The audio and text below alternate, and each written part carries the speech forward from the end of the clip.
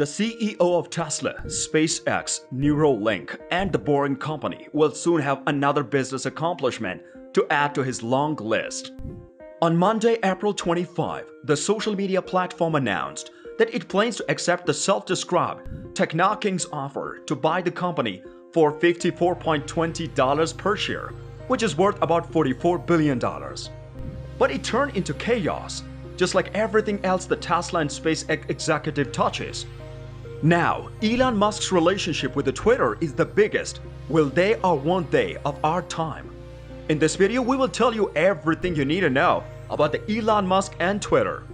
But before we start our video, please click the bell icon and subscribe to our YouTube channel. Elon Musk wants to buy Twitter, but why? Why would he buy Twitter when he is already the CEO of so many companies and has more money than anyone else in the world? Musk played with the idea of making his own social media platform at first. Before making the offer, he bought 9.2% stake in the company, was offered a seat on the board and turned it down. He did a lot of silly things before making the offer. Musk says that the social media company is the town square of the internet, but that doesn't like how it's run. Musk said, "Free speech is the foundation of democracy that works. And Twitter is the digital town square where important things about the future of humanity are discussed." He has said that his idea of free speech is just doing what the law says. He says that if people don't like the law, they can just get the government to change it. But the rules Twitter already has in place aren't that strict. In addition to not being allowed to do anything illegal, the platform forbids hateful behavior, like attacking or threatening people because of their race, ethnicity, gender, sexual orientation, religion, disability, etc. Showing graphic violence, encouraging suicide or self-harm, etc. Even pornographic content isn't blocked, as long as it's not in a live video or a profile header. Why, then, Elon Musk think that Twitter is blocking people? Elon Musk can tweet things like comparing Justin Trudeau to Adolf Hitler, comparing Twitter CEO Parag Agrawal to Joseph Stalin, and saying that gender pronouns suck. He doesn't get in trouble for these tweets, but he's still worried that people won't be able to say what they want on the platform. Shortly before Musk said he wanted to buy the social media company, the conservative satire site Babylon Bee was kicked off the platform for making a hateful, transphobic post about a public official. Musk told Parler director and CEO of the Babylon Bee, Seth Dillon, that he might need to buy Twitter to protect free speech. What else does he want to do with Twitter? Musk said he wants Twitter's algorithm and code to be open source at a TED event on the same day he announced his $44 billion offer. That means that anyone could use the platform's code, which is available to the public, and change it. Several US lawmakers have asked for more information about how social media algorithms work, especially after former Facebook employee Frances Haugen leaked documents that show Facebook likes content that's more likely to make people angry. But there is more to it, as there is with most things in life.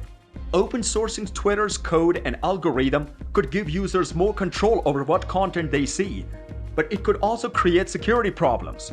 Musk said at the same event that most important thing for me would be to get rid of the spam and scam bots and bot armies on Twitter. They're doing a lot to make the product worse. If I had one Dogecoin for every crypto scheme, he suggested authenticating all humans as a way to stop bot spam. Even though these strategies can help stop spam, they can also make it harder for people with less power to speak up. In a blog post, the Electronic Frontier Foundation said, "Pseudonymity and anonymity are essential to protecting users who may have opinions, identities, or interests that don't match those in power. For example, people with traditional Irish, Indonesian, or Scottish names, Native Americans, Catholic clergy, transgender people, drag queens, and sex workers have been kicked off Facebook because they don't use their real names. If those in power find out who they really are, it could be very bad for political rebels." Because of bots, the deal is on hold. What does that mean?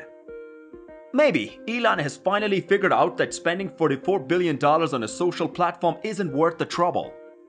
He has been worried about bots on Twitter for a long time, as his dream of verifying all humans on the platform shows. The company thinks that less than 5% of the accounts on the site are made by bots.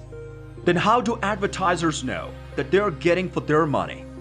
This is a key part of the Twitter's ability to make money. It looks like advertisers don't care as much as Musk does. The company has been saying in its earnings reports for years that the number of fake accounts may be higher than what their data shows. Musk has said that the deal is on hold because of spam, but it seems to still want to buy the company.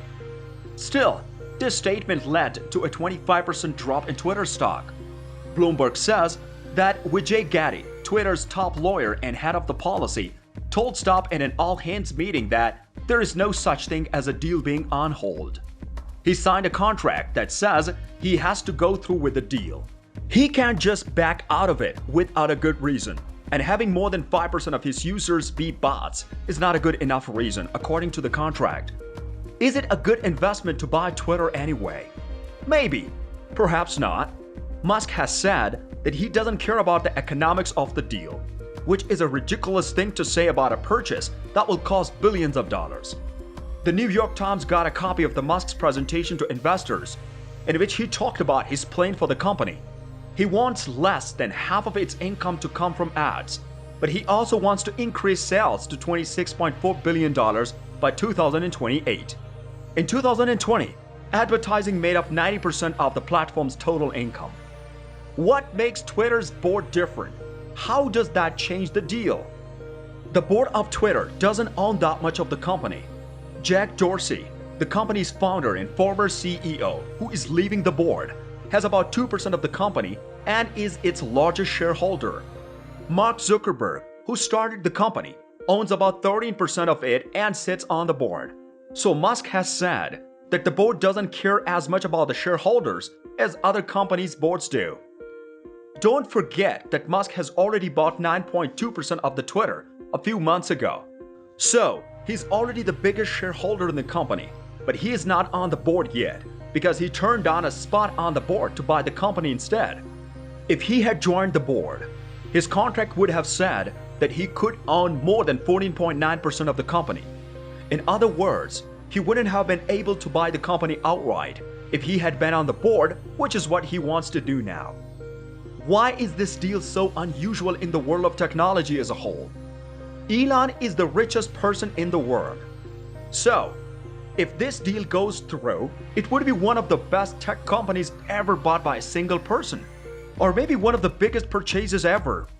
In comparison, Microsoft said this year that it wanted to buy Activision Blizzard for $69 billion, which was a huge deal, considering that it was Microsoft instead of only this one guy. This deal is also getting a lot of attention because it involves social media. More people use Twitter, care about it, and know how it affects culture than a company with fewer customers. If Musk gets his way, the way he moderates content could affect us in a real way. And we have learned the hard way that Twitter can affect global politics. Do you think that will change with a new owner who doesn't believe in permanent bans or much moderations? Share your views in the comment section below. And also don't forget to subscribe to our YouTube channel and press the bell icon as well. Thank you for watching.